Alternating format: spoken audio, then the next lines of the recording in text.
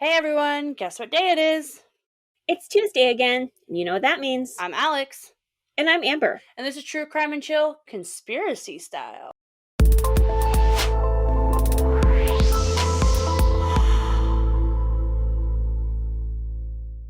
So, we're doing things a little differently this week, okay?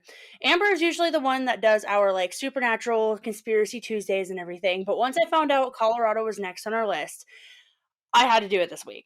Basically, because if you have lived in Colorado for any amount of time like I did, you have heard about the conspiracies surrounding the Denver International Airport, which are kind of funny. I've only been to Denver once. I drove through there. But why are there conspiracies surrounding an airport? Trust me, I thought it was crazy too. Like, people would be like, "Oh my god, have you heard the conspiracies?" And I'm like, "Conspiracies about what?" And they're like, "Denver." And I'm like the city? They're like, "No, the airport." And I'm like, "What?" So I was like, "What the heck is going on?" But it's honestly kind of comical because of how into it a lot of people get. Like, my dad's not exactly like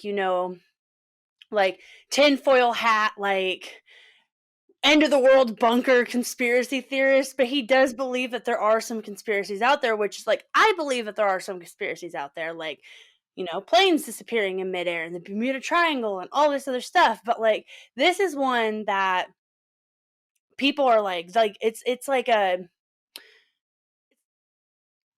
I can't even find the words for it. It's like, it's Denver. Like, you can't think about Denver without thinking of the conspiracies of the Denver International Airport.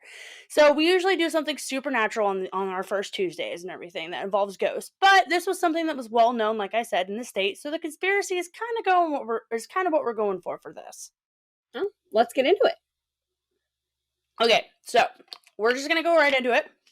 Start out with the most popular theory that's out there. Okay, when Denver International Airport, or DIA, was built back in the 90s, people said it was built for many reasons, some we will get into later. But when it was finally built, people looked at the many different runways that DIA had and thought it looked interesting. Now, the way the runways are usually laid out in an airport before they start upgrading them and everything, it would usually only make it to where only one or two airplanes could take off at the same time at an airport. Because if you did any more than that, the runways would interconnect, the airplanes could run in each other, stuff like that. So when DIA was built, to take over the old Denver International Airport that was actually built in the middle of Denver, like the city of Denver, they ended up adding more runways. But the design, they had it laid out so that way they could have three planes take off at once and not or land at once and not have to interconnect and worry about them crashing. So, because it's a huge airport, it's an international airport. You're going to international places. It's a huge airport. And Not all international airports are huge. For the record, there's one here in my town. It's an international airport. It has one do they runway in and one runway out. do they still use that one?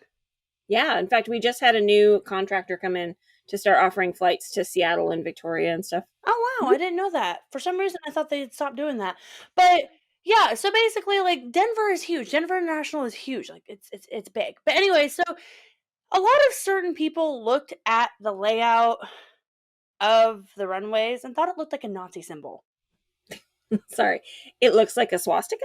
Yeah. So they think if you look at the runways from the air, okay, it looks like a swastika. So look at this picture and kind of just look at it with me, okay? So and again, we'll have this picture on our website, truecrimeandchill.com. But that area that's in the middle of it is Denver Airport. So that area that's right there in the middle is Denver Airport. And then you have all the different ones branching off. Now, I can see where some people are like, oh, one or two lanes look like it's branching off into that, but then you have the one straight up and down and then the box and then you really have to look at this. You really Yeah, have you to be have to be wanting looking to see for this. one to see it. Like, Yeah, you have I, to mm, trust me when that's somebody said that, I can't tell you how quickly I got my phone out and I googled this because I was like, there's no way in hell that any city would approve this. But I was like, this doesn't even look like it. no, you have to be looking for one to even see it. Like, I mean, I suppose it's there, but Yeah. That's a stretch. Yeah, no, it's interesting. It's definitely interesting because you're like sitting there and it, you like you said, you literally have to be looking for it. You literally have to be looking for it. And I it's just some people but some people are like convinced. They're like, no, it definitely looks like a swastika. It's definitely like this thing or whatever. But that's not even like the most like that's not even like the craziest conspiracy theory. Like that's just one that's just like randomly thrown out there when people talk about like Denver International. So the second conspiracy theory that I'm going to be bringing up for this airport was that it was built because of the New World Order. Now, for those of you who don't know, the New World Order is, quote, a notoriously vague conspiracy theory which claims that some powerful group is either secretly running the world or on the verge of gaining such control, implying that if and when they do, the end times is upon us, unquote. An airport built for the New World Order. That's funny. Right? So, funny enough is people actually connect the Freemasons to the New World Order, which is stupid. Now, if you don't know, Amber and I are both former Rainbow Girls, which is part of the Masonic community. And I'm an Eastern Star member. Yeah, and we don't sacrifice animals. There's no chanting in weird robes in back rooms. There's no... Literally, if you go online, you can find all of the stuff that there is to know about us online. And lots of fake stuff. Well, yeah, and lots of fake stuff, but like including our quote unquote rituals that people supposedly... You know what we do? It's like a play. We memorize. We memorize a lot of work. We just perform plays. That's all it is. Yeah, we memorize. And then we raise money for charity organizations, and we have really good camaraderie. Like, I've actually gotten some really good jobs because I knew the right people, and I knew them through the Masonic order. Exactly. So, but they think that the New World Order is associated with the Freemasons. So, the main reason this is a huge thing is because when the airport was dedicated, okay, they have like a stone out front in front of the airport and everything. It's this huge thing. It's like a time capsule. It's supposed to be open in a few years. On it, the airport thanks the New World Airport Commission for help building the airport. However, there is no New World Airport Commission. And the website for here's the thing. The website for DIA itself says this. So this is from the flydenver.com website, which again, I will post a direct link so you guys can see it. It says, quote, naturally, people think quote, naturally, people think this because a dedication marker and the plaques around the airport claim it was funded by the New World Airport Commission. Never heard of them? Don't feel left out. It seems no one has. After some digging, it was discovered that no such group exists. Not now, not when the airport was built, not ever. So rather than writing it off as nothing, people have jumped to the conclusion that it's actually a group within the New World Order. Unquote. And like I said, this is from the Fly Denver website. This is from DIA's actual website. So what's really funny is when DIA started hearing about all this, they just kind of ran with it. Yeah. They just kind of ran with it. I like people that have a good sense of humor about themselves. This whole airport community has a good sense of humor because let me tell you, when I mean they ran with it, they ran with it. Like their website is even saying this. Now there is a NWAC that helped like supply materials and stuff like that, but it's not the New World Airport Commission. So maybe it's somebody who thought that that's what it stood for. They're like, what does it stand for? New World Airport Commission. But you would think that they would like make sure like that was like correct before they did this. The thing about common sense, it's not so common. So another conspiracy is that the airport was built to house the Illuminati, and the artwork in the airport contain clues to the apocalypse. It's just getting better and better, isn't it? Oh my goodness. So let's unpack this because it's a lot. So we're going to unpack the first one. So basically the airport has had a lot of delays when it first started being built. Like, I mean, a lot of delays, and it cost way more.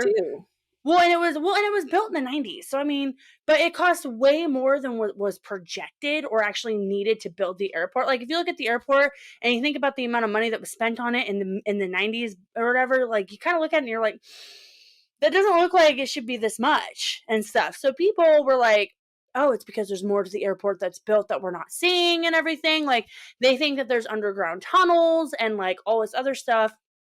And so, I mean, the Tulsa airport has underground areas. So it's not totally like a lot of airports have multi layers. And the yeah, only but reason I these can are imagine them like, having tunnels is for like employees to get from one side to the other faster.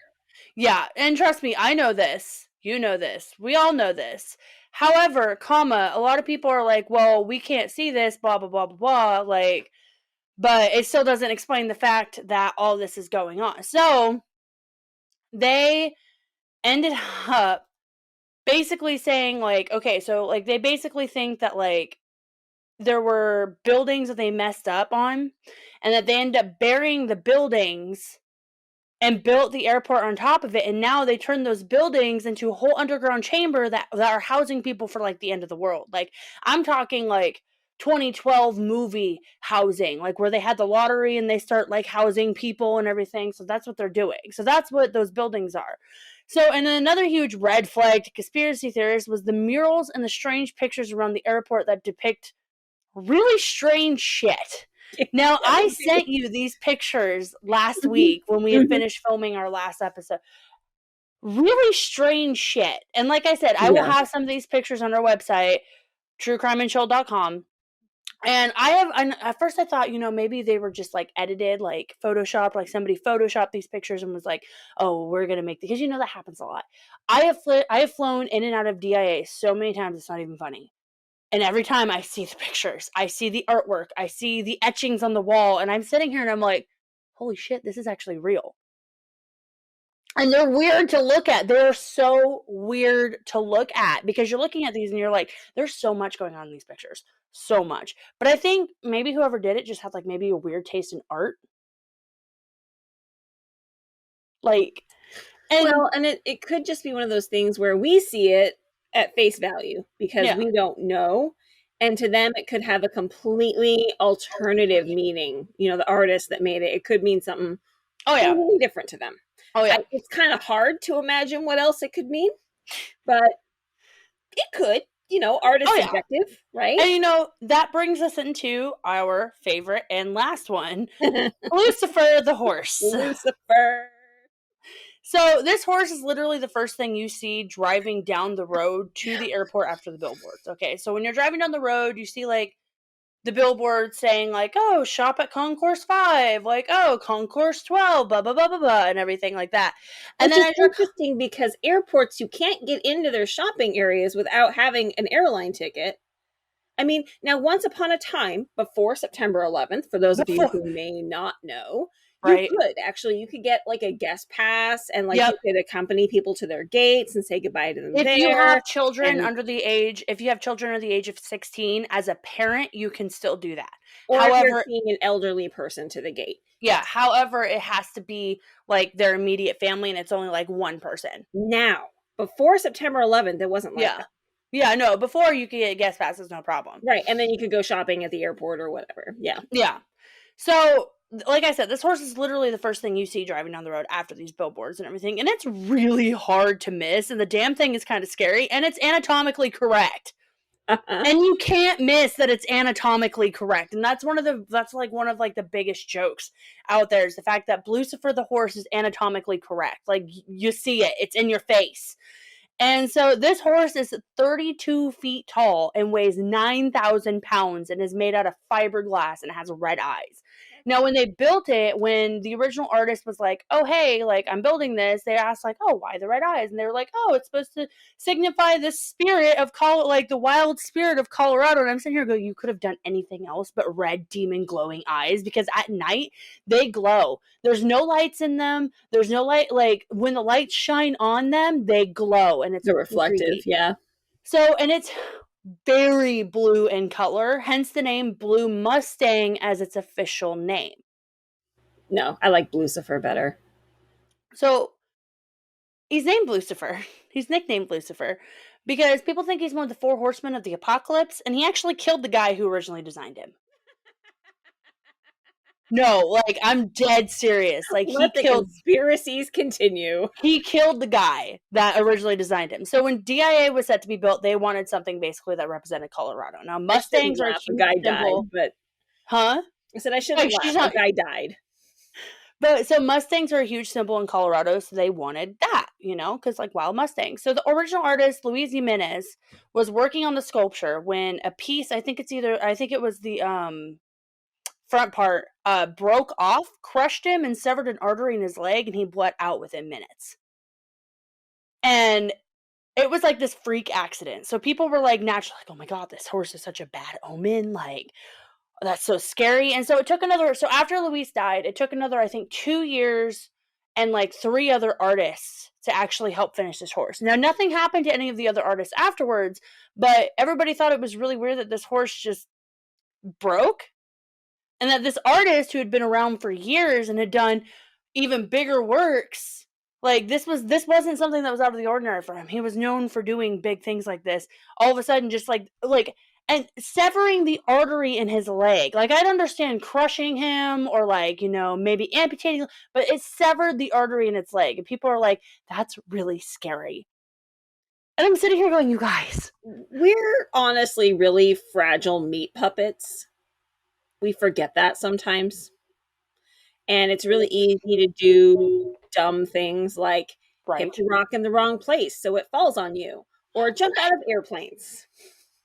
I don't know why anybody would jump out of an airplane willingly. There are some people who do, and actually Will Smith has a great, if you haven't heard it, there's a great speech he gives about the time he jumped out of an airplane, and it's really, really good.